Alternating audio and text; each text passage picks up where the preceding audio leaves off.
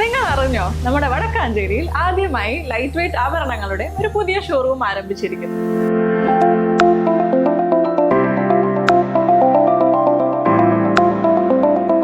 ജനത jewellery ഗ്രൂപ്പിന്റെ പുതിയ സംരംഭം ആനീസ് ഗോൾഡൻ ഡയമണ്ട്സ്. അപ്പൊ ലൊക്കേഷൻ വരുന്നത് city tower building opposite Vadakkanchery bus stand. Navaratri ആഘോഷങ്ങളുടെ ഭാഗമായി തിരുവല്ലാമല പറക്കോട്ടുകാവ് ഭഗവതി ക്ഷേത്രത്തിൽ ശ്രീമദ് ദേവി ഭാഗവത നവാഹയജ്ഞത്തിന് തുടക്കമായി. സെപ്റ്റംബർ 30 വരെയാണ് ആഘോഷങ്ങൾ.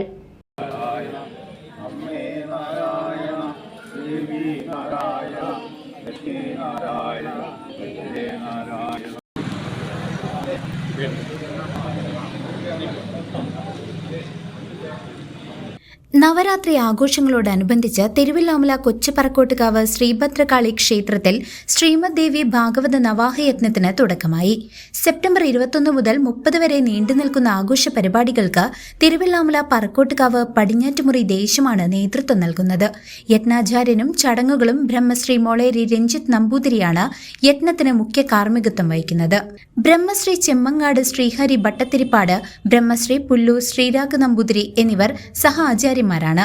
ക്ഷേത്രം ശാന്തി ശശികുമാർ മരുതേരി ഭദ്രദീപം തെളിയിച്ച് ചടങ്ങുകൾക്ക് തുടക്കം കുറിച്ചു. തുടർന്ന് ആചാര്യവരണം, ദേവി മഹാത്മ്യ പാരായണം, പ്രഭാഷണം എന്നിവയും നടന്നു. യജ്ഞ ദിവസങ്ങളിൽ രാവിലെ ഗണപതി ഹോമത്തോടുകൂടി ചടങ്ങുകൾ ആരംഭിക്കും. ലളിതാ സഹസ്രനാമം, ഗായത്രി ജപം, ഭാഗവത കീർത്തനം, ഗ്രന്ഥപൂജ, ദേവി ഭാഗവത പാരായണം, യജ്ഞാചാര്യന്റെ പ്രഭാഷണം, ദീപാരാധന തുടങ്ങിയവയും ഉണ്ടാകും. യജ്ഞത്തോടനുബന്ധിച്ച് എല്ലാ ദിവസവും വൈകുന്നേരം 7 മുതൽ ശ്രീ ഭഗവതി ഓഡിറ്റോറിയത്തിൽ കലാസന്ധ്യയും സംഘടിപ്പിച്ചിട്ടുണ്ട്. തിങ്കളാഴ്ച വൈകിട്ട് 6:30 കേരള കലാമണ്ഡലം മുൻ vice chancellor doctor T K. Narayanan കലാസന്ധ്യയുടെ ഉദ്ഘാടനം നിർവഹിക്കും. കാര്യം സംസ്കൃതത്തിൽ പറയുന്നുണ്ട്, പ്രയോജനമനുദ്ദിശ്യ മന്ദോപി പ്രവർത്തതേ. പ്രയോജനമില്ലാത്തൊരു കാര്യം മന്ദബുദ്ധികൾ പോലും ചെയ്യുന്നില്ല. അപ്പൊ പിന്നെ മലയാളികൾ ഒരു കാര്യത്തിന് വേണ്ടി പരിശ്രമിക്കുമ്പോൾ എന്താ ഉദ്ദേശ്യം, എന്താ പ്രയോജനം അറിയണ്ടേ? ആ പ്രയോജനം എന്താണ്, എങ്ങനെയാണ് വേണ്ടതെന്നുള്ളതൊക്കെയാണ് നമുക്കിവിടെ അല്പസമയം കൊണ്ട് മനസ്സിലാക്കേണ്ടത്.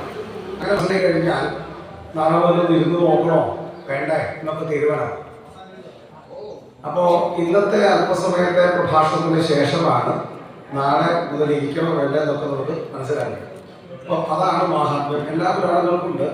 ഇവിടെയും ശ്രീമദ് ദേവി ഭാഗവതത്തിൻ്റെ മാഹാത്മ്യം നമ്മൾ വായിക്കാൻ പോവാണ്. അത് വായിച്ച ശേഷം അല്പസമയത്തെ പ്രഭാഷണം ഉണ്ടാകും.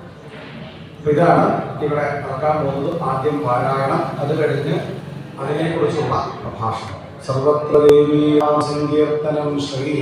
CCV news, Thiruvilwamala.